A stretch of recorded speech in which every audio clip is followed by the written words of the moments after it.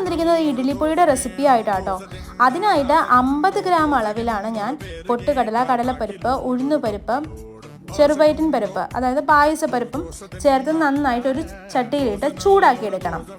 അത് ചൂടായി മാറ്റി വെച്ചതിന് ശേഷം നമുക്ക് കുറച്ച് വെളിച്ചെണ്ണ ഒഴിച്ച് അതിലേക്ക് നല്ല ജീരകവും കുരുമുളകും വറ്റൽമുളകും കറിവേപ്പിലയും ഇട്ട് നന്നായി മൂപ്പിച്ചെടുക്കണം. അതിലേക്ക് ഒരു ഉണ്ട പുളി, വാളംപുളിയാണ് ചേർത്തിരിക്കുന്നത്, അതും ഇട്ട് നന്നായി വഴറ്റിയെടുത്ത് മുരിച്ചെടുക്കണം. മുരിച്ചെടുത്തതിന് ശേഷം നമുക്കൊരു മിക്സിയുടെ ജാറെടുത്ത് അതിലേക്ക് ഈ മുളകും വറുത്ത് വെച്ചിരിക്കുന്ന പരിപ്പും കുറച്ച് കായപ്പൊടിയും ആവശ്യത്തിന് ഉപ്പും ചേർത്ത് നന്നായിട്ട് പൊടിച്ചെടുക്കാം. അപ്പോൾ ഇത് നമുക്ക് ഇഡ്ഡലിപ്പൊടി എന്ന് പറയുമെങ്കിലും നമുക്ക് ദോശയ്ക്കും ചോറിനും ഒക്കെ നല്ല സൂപ്പർ ടേസ്റ്റി ആയിട്ടുള്ളൊരു പൊടിയാണ്.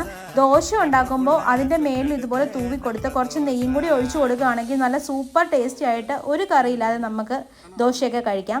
അപ്പോൾ